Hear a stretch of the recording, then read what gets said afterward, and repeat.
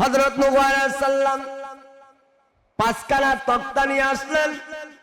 আসার পরে প্রথম যে তক্তাখানা কিস্তিতে লাগানো হলো, ওই তক্তার ভিতরে কুদরতি একটা নাম নূহ নবীর আল্লাহ দেখাই দিলেন। নামটা হলো জনাবে মুহাম্মাদুর রাসূলুল্লাহ সাল্লাল্লাহু আলাইহি ওয়াসাল্লাম। জিবরাইল আমিন আসলেন। নূহ আলাইহিস সালাম বললেন, জিবরিল, বিশাল বড় গাছ কেটে কেটে তক্তা বানিয়েছি, 7 তলা বিশিষ্ট একটা জাহাজ আল্লাহ আমারে দিয়ে বানালো।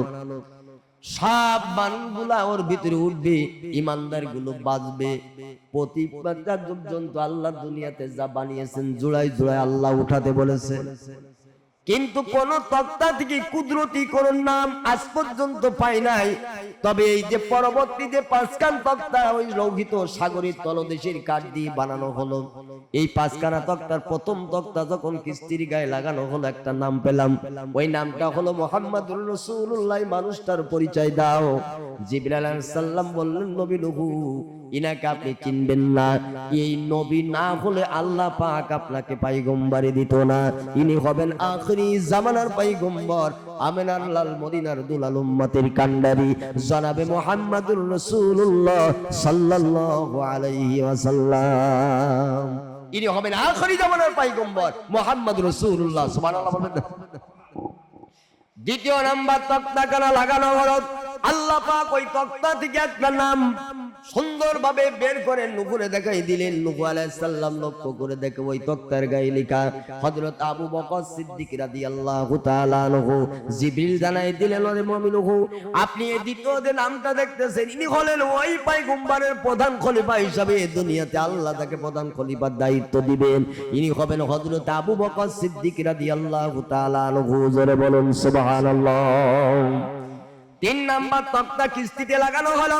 আল্লাহ পাক ওই তক্তা থেকে একজন ব্যক্তির নাম আল্লাহ পাক নবী নূহে দেখাই দিলেন। তিনি হলেন আমিরুল মুমিনিন হযরত ওমর ফারুক রাদিয়াল্লাহু তাআলা আনহু। জিবরিল ডাকিয়া বলল, নূহ, 3 নাম্বার যে নামটার পরিচয় আপনি জানতে চান, ইনি হলেন এই নবীর দ্বিতীয় খলিফা হবেন, যাকে আল্লাহ পাক ওয়ারদ জানের খিলাফতের রাজত্ব আল্লাহ পাক যার হাতে তুলে দিবেন, তিনি হবেন আমিরুল মুমিনিন হযরত ওমর রাদিয়াল্লাহু তাআলা। ইনি হবেন এই পয়গম্বরের দ্বিতীয় খলিফা। জোরে বলুন সুবহানাল্লাহ। 4 নাম্বার তক্তা যখন লাগানো হলো, ওই তক্তা থেকে একটা নাম আল্লাহ পাক দেখাই দিলেন। ওই নামটা ছিল উসমান গনি জিন্নুরাইন রাদিয়াল্লাহু তাআলা আনহু। আল্লাহ পাক জিবরিলকে জানাই দিলেন, জিবরিল নবী নূহে জানাই দাও, ইনি হবেন আমার হাবিবের 3য় নাম্বার খলিফা। আমার হাবিবের 2টা কন্যা বিয়ে করার কারণে আমার নবী তাকে জিন্নুরাইন উপাধি দান করে দিবে। জোরে বলুন সুবহানাল্লাহ। 5 নাম্বার তক্তা যখন লাগানো হলো, ওই তক্তা থেকে আরেকটা নাম আল্লাহ ভাষায় দেখাই দিলেন। তিনি হলেন হযরত আলী রাদিয়াল্লাহু তাআলা আনহু। জিবরিল আমিন ডাক দিয়া বলতেছেন, নূহ, এই যে 4 নাম্বার যে 5 নাম্বার ব্যক্তির নামটা আপনাকে আল্লাহ পাক দেখাই দিল, ইনি হবেন আখিরি জামানার পয়গম্বর নবী মুহাম্মদুর রাসূলুল্লাহর জামাতা হযরত ফাতেমার স্বামী আলী রাদিয়াল্লাহু তাআলা আনহু। জোরে বলুন সুবহানাল্লাহ। আল্লাহ পাক ঢাকায় দিলেন, জিবরিল, এই 5 জন ব্যক্তির নামের রহস্যটা আমার নবীকে জানায় দাও। আল্লাহ ফেরেশতা জিবরিল জানাই দিল, নবী নূহ, এই যে বিশাল 7 তলা বিশিষ্ট যে জাহাজ, এই জাহাজের কোনো ইঞ্জিন নাই, কোনো ড্রাইভার নাই, কোনো পাল নাই, কোনো ডাল নাই। এই যে বিশাল প্লাবনের ভিতরে এই জাহাজটা চলবে কি করে ইঞ্জিন ছাড়া?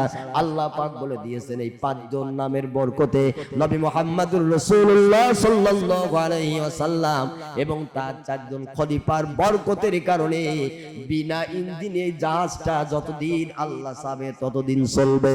কোন জায়গায় বাধার সম্মুখীন আল্লাহ করবে না। আর জোরে বলেন সুবহানাল্লাহ।